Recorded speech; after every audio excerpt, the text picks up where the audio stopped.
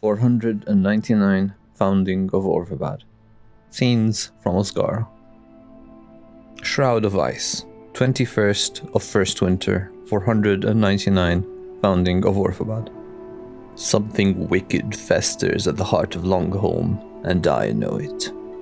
A wild, errant wind blew open a window to his room, threatening to throw it off its hinges entirely. The man that had been sitting quietly leapt into action to close the window and bar it for good measure.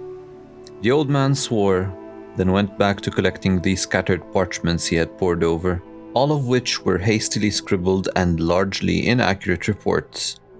He scratched at his thick beard in quiet contemplation as he settled back into his seat, and an idea slowly formed in his mind, one that was interrupted by a coughing fit. He grabbed at a nearby handkerchief and used it to stifle his bout, then looked at it with disdain when he had calmed down. Ancestors' curse is upon me, of that I have no doubt. Bjargen had led an exceptionally healthy life so long as he had roamed the endless frozen tundra that capped Megora's far north. After all, he had been a descendant of one of the last well-known ice wanderers of the north. Yet an invitation to a warm home and settled hearth, paired with a granted title in Belthora, had won him over the harsh, uncaring plains of wind-swept snow and hoarfrost. It was only then, in his days as a settlement dweller, did his health rapidly decline. Or so he thought. "More brew, my lord." A young woman came carrying a tray with one cup full of a bubbling green liquid, one he snatched and downed without heed for its warmth nor gratitude for the woman who carried it. "It makes no sense, none of it does." The ashen-haired woman stood still at her lord's outburst. "He calls himself the Lord of Belthora, but he has not come before us once in over a year. A man cannot just simply claim illness for a year." Bjargen was interrupted by yet another fit. "My lord, I ought to remind you that Lady Nemenessa is visiting soon." I know. The daughter he sends to do his bidding. He both gives her too much power and relies upon her far too much for my taste." He fell silent for a moment, then turned to face the young woman. She was, in a way, all he had left.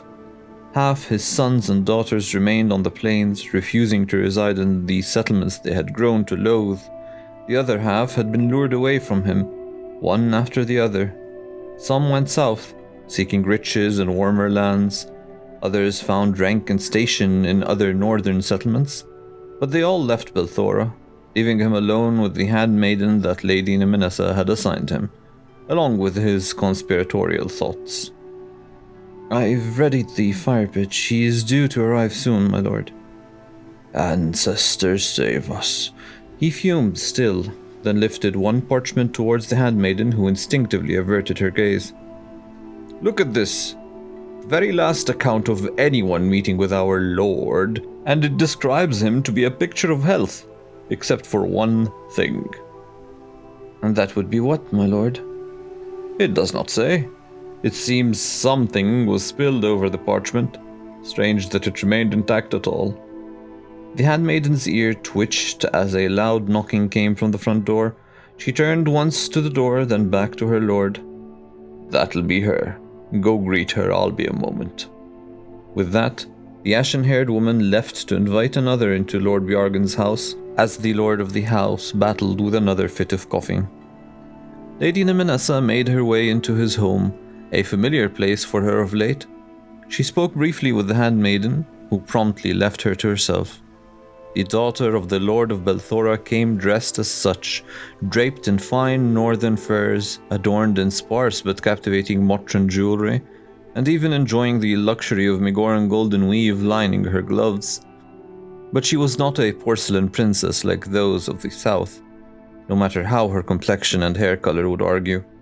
Lady Nemenessa honed an already athletic body in her many ventures outside the borders of Belthora, be it in organized hunts, explorative wanders, or competitive tracking, which she excelled at.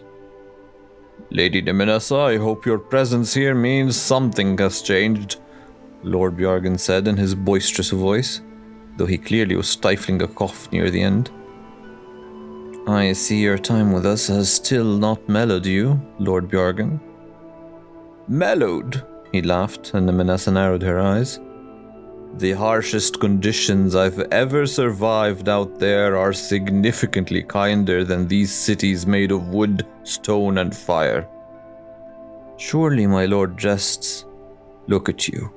Your eye harbors the ferocity of an ice wanderer, but your mouth speaks the tongue of settlement dwellers broken by undeserving southern lords. They do not consider us nobility, Lady Nemenessa, and yet we pretend to be our own. It is a mockery. A mockery you are very much a part of. A mockery I would change if your Lord Father would grant me an audience. You know full well that I come in his stead, so speak if you have something to say. I have much that needs saying, but not to you. Very well. Sit. Let me give you an offer then. Nemenessa sat down first, and Lord Bjorgen followed, with a tentative gaze of his own. They both exchanged a long glance until his handmaiden interrupted them by bringing 2 cups of northern brew. Nemenessa thanked her and grabbed her cup, then she spoke. Your belligerence needs an end, nearly as much as your curiosity, she began, holding on to the cup still for warmth, but not drinking from it yet. Though your determination and zeal are admirable and useful traits, come with me to Longholm. Sit by my side and lead Belthora. You know how ill my dear father is, correct? No, you've made it an obsession to know just how ill he is. So I ask you, come sit at Ice Hearth of Longholm. This is not a gift. What do you want in exchange? The right to succession remains with me, she said sharply, then continued. And on certain matters, you will listen to me, and you will say what I say and do as I tell you. Do you understand, Lord Bjorgen? Understand? She asks me to betray my values and asks if I understand. No, perhaps I should not lash out at her yet. Perhaps I should accept. Perhaps there is a longer game to be played here. Understand or not, I have no choice but to accept, he said and grabbed his cup and raised it to Nemenessa's. We finally see eye to eye, she smiled as both cups dipped into one another before he downed his in one heave, as was his tradition. Then he wiped his mouth and laid his head back, his mind still working out details. But then he began to cough again. Consider this a gift then, my lord, Nemenessa said as his coughing intensified. You wish to see my father so badly, then so be it. And when you return, you shall see that I am a woman of my word. The throne of Belthora is yours, when you return, of course. Lord Bjorgen clutched at his chest with both hands.